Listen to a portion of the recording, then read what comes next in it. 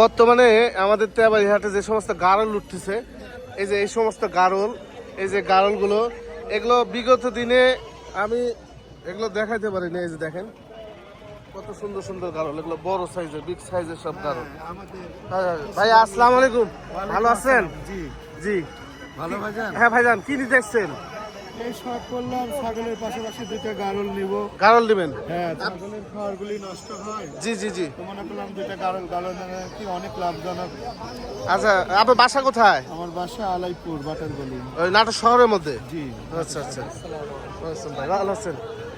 আপনি ভালো আছেন? জি ভালো আছি ভাই। আপনি দীপু কৃষি বাংলা? জি জি জি, কৃষি। আপনি অনেক ভিডিও দেখে খুব ভালো লাগে। আচ্ছা ঠিক আছে ভাই, এই যে দেখেন এখানে গাড়ল বড় ভাই দাম দেওয়া বলছে। এগুলো আপনাদের বাসা কোথায়? বাসা মহেশমারি বিলদহর। বিলদহর। মানে আমি আবারও বলি, এই মানে 2-3 সপ্তাহ হলো যে সমস্ত গাড়ল আমাদের হাটে উঠতেছে, এই সমস্ত গাড়ল বিগত দিনে এতগুলো একসাথে উঠে নাই, বড় বড় সাইজের। হ্যাঁ, এই যে এক চাচা আছে, ওনার বড় বড় গাড়ল। এটা কি পাঠা? কত দাম চাচ্ছেন? 80,000 টাকা। তিনটেই পাঠা? বাসা আরো কয়টা আছে? তিনটা আছে। এমনিতে এই যে গাড়ল পাড়ার পাশাপাশি আপনি কি করেন? আমি শিক্ষকতা করি। হ্যাঁ, আমি আপনাকে দেখে বুঝতে পারতেছি, মানে আপনি সম্ভবত শিক্ষকতা করেন।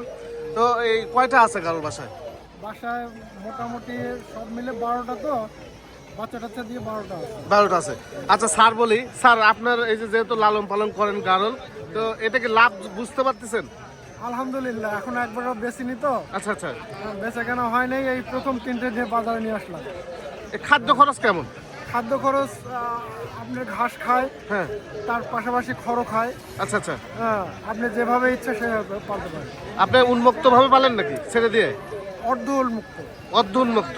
আচ্ছা আচ্ছা, মানে বাড়ির আশেপাশে ছেড়ে খায় না?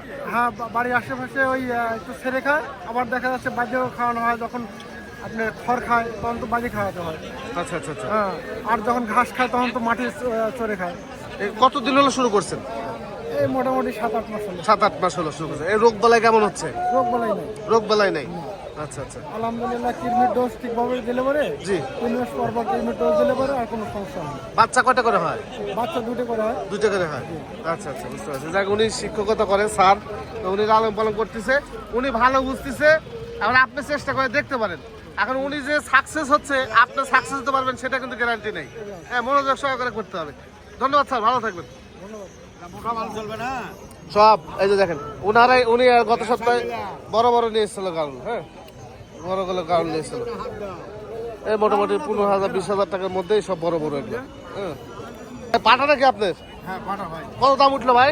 দাম হচ্ছে 25,500। 25,500? কয় দাঁত গেছে? 2 দাম। 2 দাঁত। আপনার বাসা কোথায়? দুর্গাপুর থানা। দুর্গাপুর থানা। এই যে চাচা দাঁড়াও, চাচা দাঁড়াও। আচ্ছা, এইটা কি ভাই? এটা কত দাম আছে? ও আচ্ছা আচ্ছা আচ্ছা। ভাই ভাই কত দাম উঠলো আপনার? 15,000? আচ্ছা আচ্ছা। কারণ আবারও বলছি, গাড়লগুলো আগে ছিল না, এত বড় বড় গাড়ল। হ্যাঁ হ্যাঁ হ্যাঁ, বিশাল বড় হবে, কিন্তু 2 দাম। 2 দাঁত। বাসা আরো আছে আপনার? হ্যাঁ, আরো আছে।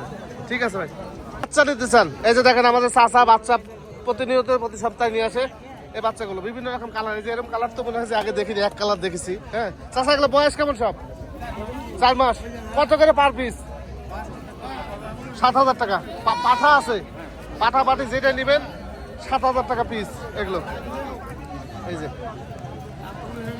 যাই হোক, এই হাটটি হচ্ছে আমাদের নাটোরের ঐতিহ্যবাহী একটি হাট, তেবাড়িয়া হাট। প্রতি রবিবার সকাল থেকে শুরু হয়, ঠিক দুপুর পর্যন্ত চলে এই হাট। অনেক গাড়ল উঠে আমাদের এখানে।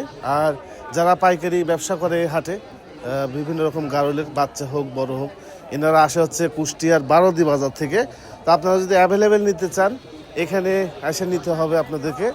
আর যারা গাড়লে খামার করতে চাচ্ছেন, যদি পতিত জায়গা বা উন্মুক্ত চরণভূমি আপনাদের বাসার পাশে থাকে, পুকুর থাকলো, জমি থাকলো, সেক্ষেত্রে আপনারা এই গাড়ল লালন পালন করতে পারেন। একদম খাদ্য খরচ নেই, একবার ট্রাই করে দেখতে পারেন। আর বাড়তি খরচও, মানে খাওয়ারও এদেরকে দিতে হয় না। তো মোটামুটি এই তো ছিল আজকে ছোট্ট একটি ভিডিও। আগামীতে হয়তো আবারও এই তেবাড়িয়া হাটের আপডেট নিয়ে চলে আসবো। সেই পর্যন্ত সুস্থ থাকবেন ও ভালো থাকবেন। আসসালামু আলাইকুম।